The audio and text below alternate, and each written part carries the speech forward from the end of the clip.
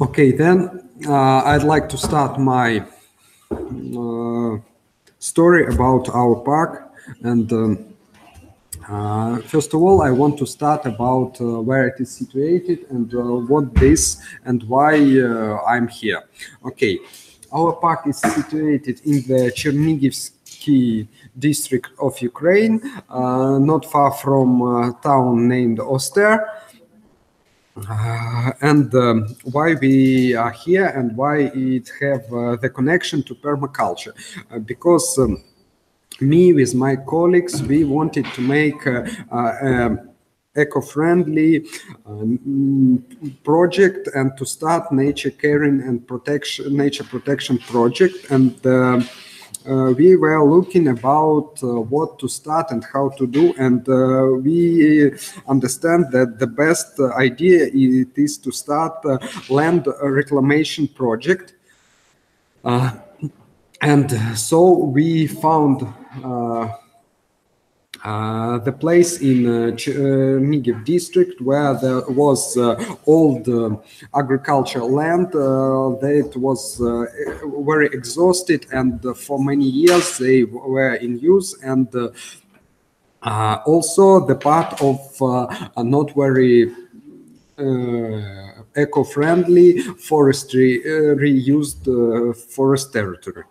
So there we start this project as this project of land reclamation and nature restoration project.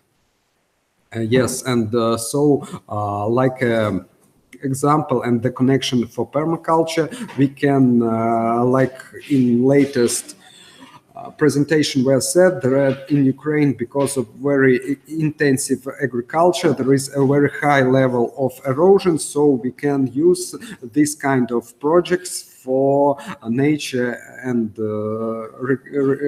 recovering and so on. So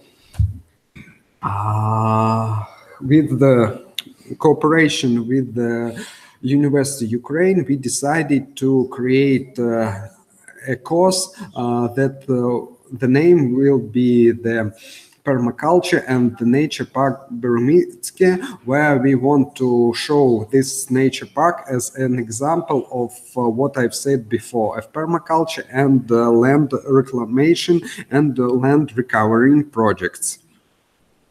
Yes, so I divided this into the 6th lecture. The first lecture, it will be about permaculture, about how it have the connection between permaculture and our park, and then to show our park as the example. So to continue. I want to start why and how was the idea of why we want to start this park and what is going to take to us. It is because we want to, as I said already, to start the project of nature land reclamation and nature restoration project. So we start to find what and how we can do, and we find two organizations in Europe. It was Rewilding Europe and Arc Nature. Both of them are from Netherlands, and we take their ideas about the rewilding and rewilding nature. The main idea is that we take the abundant land that are not anymore in economical use of person to start their nature recovering projects. They start one of them on the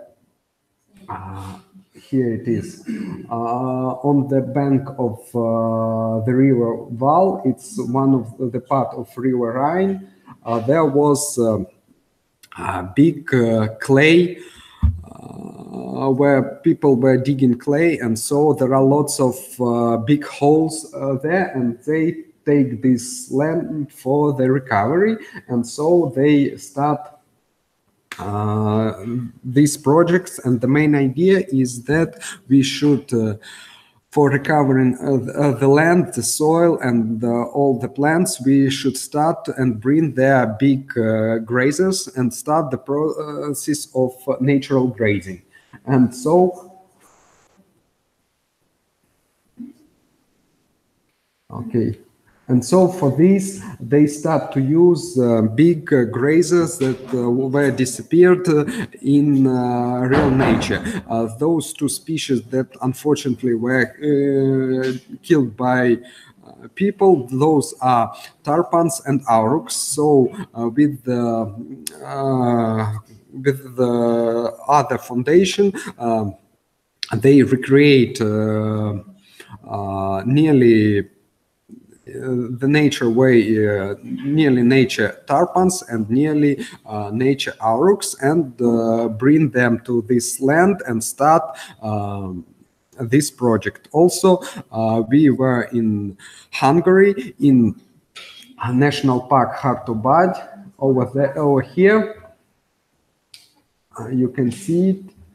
There also the project with aurochs that are also used in natural grazing. You can see them, and over here, and there we see the impact on the land and on the nature. So when we understand all this, have all this information, we start our project in Chernihiv district, and we select the territory. Now I show how it's the plan of the park. Now it is all this territory, and it is about 200 hectares of park. And we are planning also to continue works and to expand. And in future, I hope that the park will be like here, like this, and it's going to be more than 600 hectares.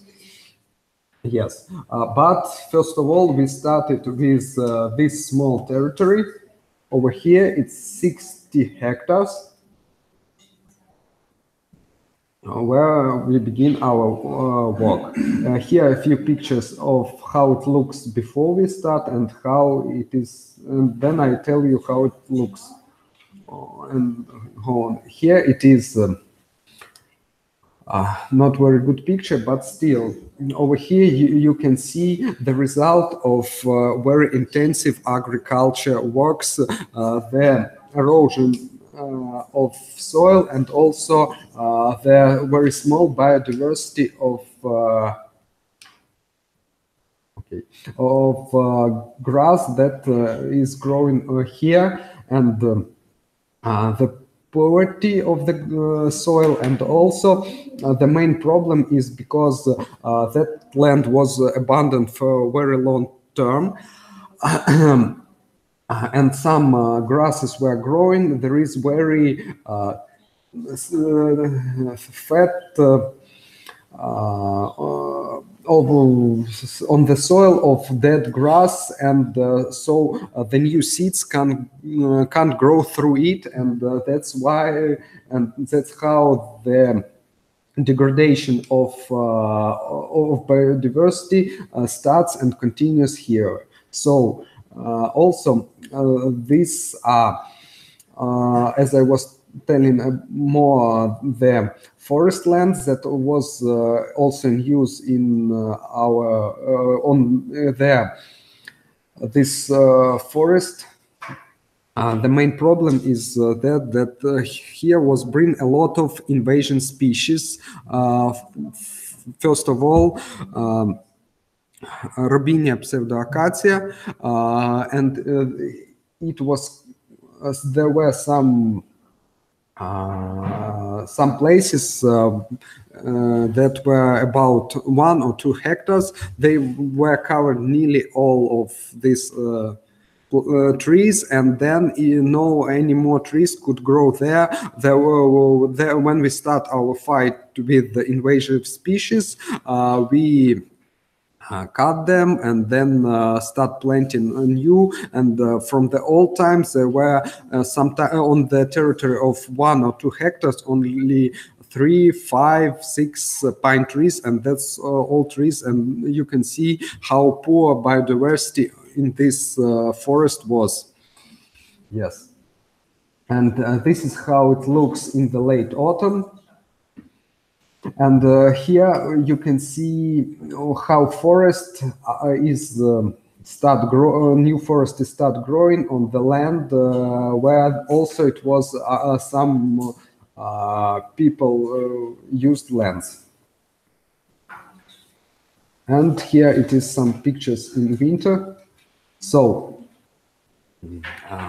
what we start, as I was telling before, on the 60 hectares, we brought first the group of 8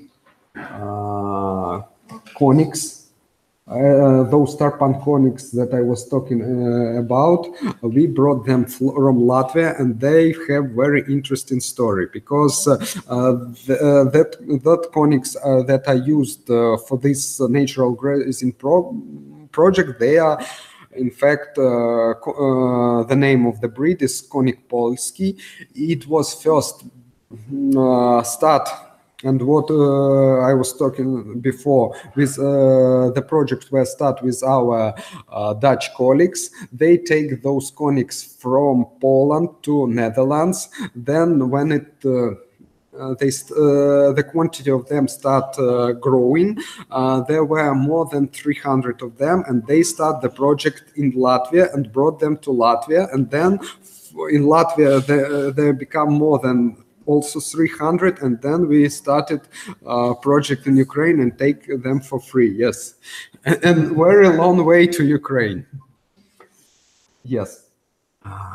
Next step to continue natural grazing, we bring here 4 red roe deers, and now there are 8 of them. We brought them 2 years ago, and also we bring their red deers.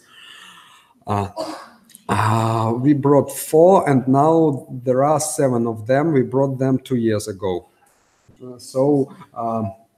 This year we also preparing, as I was showing before,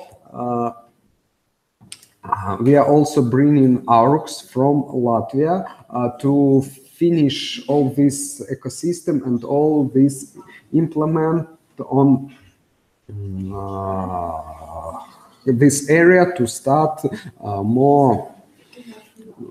to start this natural grazing project and to be it more natural. Also I want to show you some pictures of how it looks now and what we've done, and also we made not only complete natural, we also put some tourist attractions, some human attractions, and one of them is a big tower for sightseeing, and we also make beautiful bridges inside the forest that are also very interesting, how we put them into the natural landscape, because there was very big pits in this forest, some of them more than 20 meters deep, and so we, to make more interesting tourist ways and tourist path in our park, we made this kind of bridge, and there looks very interesting, as for me. Yes. Then, because it was a very small area and there were no natural water resource, we made a small ponds, small lakes for the animals that live there, to for them to have water, and that's how they were built. Yes. And also, as I was talking, our idea was not only to create 60 hectares and to expand, and now we expand to the territory more than 140 hectares, and on this territory we do not want to make such intense impact on nature. I'll show you this territory on the plan over here. It is this territory. Yes, and we do not want to make this huge impact, but still the main idea is to take out the invasion species and to start this nature grazing process. And also, as I was talking, the next step for us, it is to expand till the swamp that is situated here, and part of this swamp we already have now, and this is that's why we do not need to build any more lakes, and that become very good because it is our natural water resource. Yes, and I think that from the point of view of permaculture, this project is very interesting because, as I was telling, that in the abandoned agricultural land, we can start different projects like this to stop the erosion, to recover all those agricultural land. Also, when I've been to the Netherlands, I've seen several projects on the bank of the river where there also invasion species were brought, or where there was very intensive agriculture. And we are planning to do the same projects also on the bank of the river Desna, what is a little bit to the north over there, but you can't see it, unfortunately. There are also old agricultural lands. We want to start bringing herds over there of conics and tarpons, and to recover this way these lands, and this is also how we can recover them, and then they will be in use again by people. Yes. So this is our idea, to make this kind of nature ecosystem that may use for people as different tourist attraction, nature attraction, and also as recovering projects in those lands where there was very big impact of agriculture, of economical land use, and to recover it and then to start use it again. And I hope that this will be only the first example of this kind of project, and in future in Ukraine maybe we will start more of them, different ways, and with the help of University Ukraine, and together we will make these recurring projects in Ukraine in different parts of it, and so we will have more and more natural places, and that will help us, and we will have a more bright future, as we will see and on all the pictures, slides, and presentation on this conference. Yes, thank you. Thank you very much, Anton. And very interesting presentation, and we have plenty time for questions. So who have questions for Anton? Yes. Please, Luba.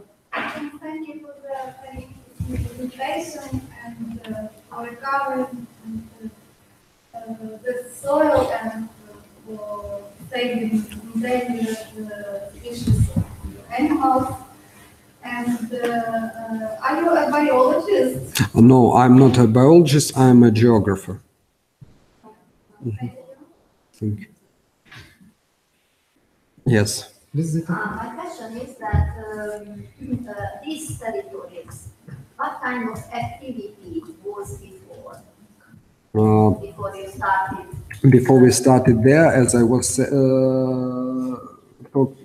I'll show you on one picture. Here it is. Over there is a village started, so those were from one side of our park. It was the territory of some kolkhozes and some agriculture land that was near these fields for crops, and the next, as I was showing, it was a part of forest crops that was only planted for forest, for pine trees, and those forests were not very biodiversity. There was really forest crops, and also they brought this robinia there because it's very fast growing plant. Also it is very it is used in honey making, and also because the wood of this tree is very good in burning, and that's why. But now, yeah, hard tree, and but it causes this that it start killing all the biodiversity of this forest. And yes, there were only a few plants, and also the main problem that this forest become not really natural, because the forest should have different levels. For example, grass level, then bushes, then small trees and high trees. But there, because it start growing very the seeds of this robinia start falling down, and it become only robinia everywhere, very close to each other. So the bushes disappear in that places. Then the old big trees started dying, and then the grass level also disappeared, and that causes, and that's the next part of landscape that it is in park. Okay, thank you. My other question is that what kind of animal species was the best for, I mean, eating that robinia or in grazing, conics and cattle is good, but still, because it's big territory, it's 100, and now it's from 120 to 200 hectares. It's big territory. The animals are really clever, so they move to all the parts of the park where there are more young trees and more, and so they do not eat robinia. First they were, but now they find that there are more better trees, better plants for eating. But if to make those kind of project like I've seen in Netherlands, where they start fencing animals on a small territory, and then put them and start eating. But it was not only our goal. We wanted to show this ecosystem project more, to show how it works, and so we mostly fight with robinia by ourselves by cutting it. Yes. Okay. Because it is not easy. Yeah. Some more pictures. Yes.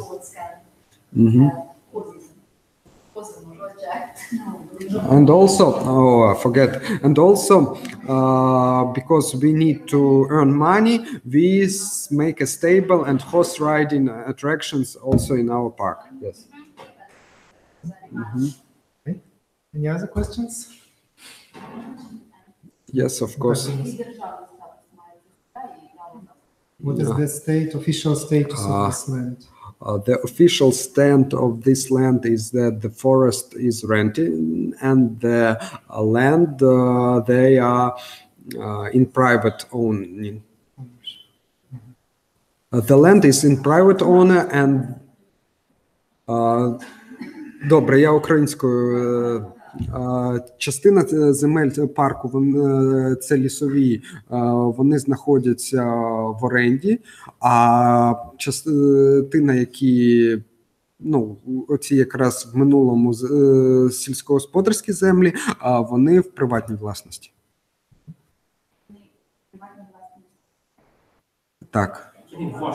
В парку, в приватній власності парку. Так. Ні. So this is a private park with no governmental support. Any other questions? Please. Maybe you think that recovering nature step by step, like you are recovering, if it will recover whole Ukraine, I mean.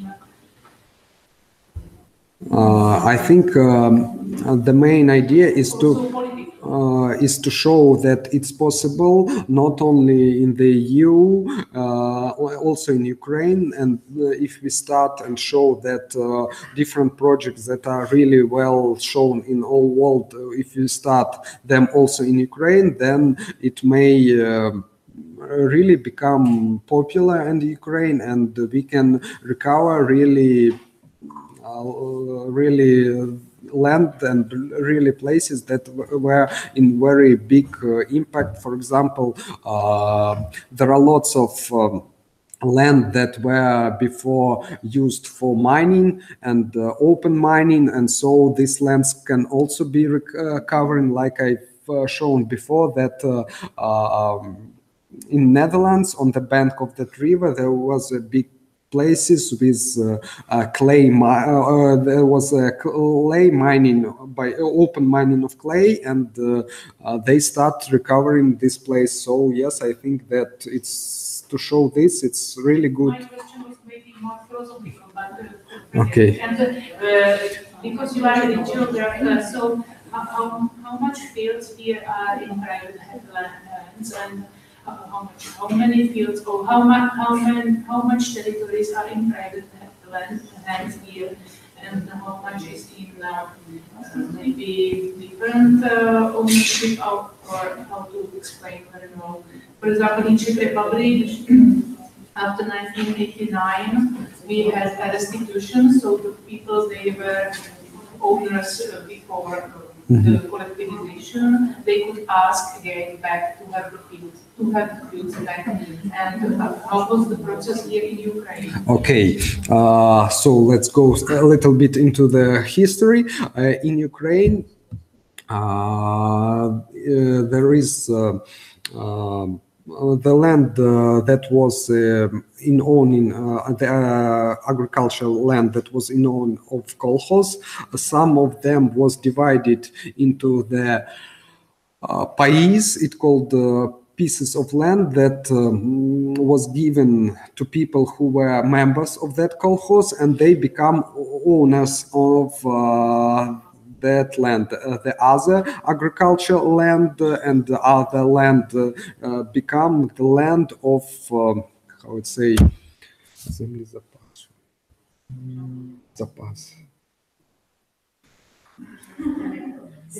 Kind of reserved lands. So the another part of land become the state reserved land, and they are owned by a state. And then we have the land that is under the forest, and under the rivers, they are the part of forest cadastre and the water cadastre, and that also is the state land. So in Ukraine, if you want to start this kind of park, so you need to start mostly yes, or use or rent people's land, but in Ukraine it's not allowed to buy agricultural land. If the aim of land is agriculture, you can't buy it, it's forbidden, and you can only rent it.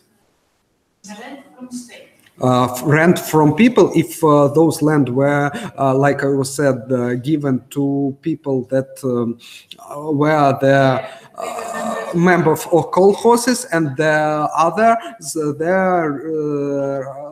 most of the lands are in state ownership because they are the land of state reserve. But I believe that many people from Switzerland come here and buy the land, so they buy it from the owners. It depends. In Ukraine, if you want to buy land, it depends of what aim of use of this land. For example, here in Kyiv, all land are. The aim of use of all land is not for agriculture. This type of land you can buy because this land, the aim of usage of these lands is not agriculture. This kind of land you can buy, but the land that agricultural land you cannot buy. It's forbidden in Ukraine. You can only rent of them, or there are different ways of becoming the ownership. Very smart, but I don't think it's real. It is maybe on the paper, but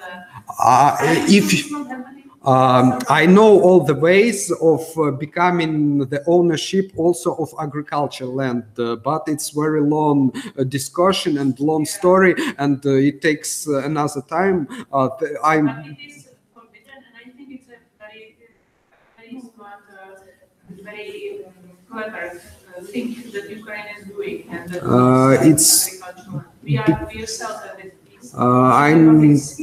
I'm not sure that it's a very clever thing, because when the investors come, they start, especially agriculture investors, when they come to people and they only renting those lands, they start doing agriculture, only not very like short-term agriculture, 1-2 years, and then they start planting only sunflower, raps, and corn, and so on. The soil become very poor, and but if if you can invest and become long-term investor in the land to make long-term plans with land different of crops, then different things to make this soil to recover and to work with it, so to make a kind of very long-term investment. But in Ukraine you can't do it, because if you are investing in the land and want to make a long-term investment, you want to become owner of this land, because it's really not very good guarantee to make a long-term investment into the rented land. So thank you very much. What? It can be, if we have the time. And if you have not read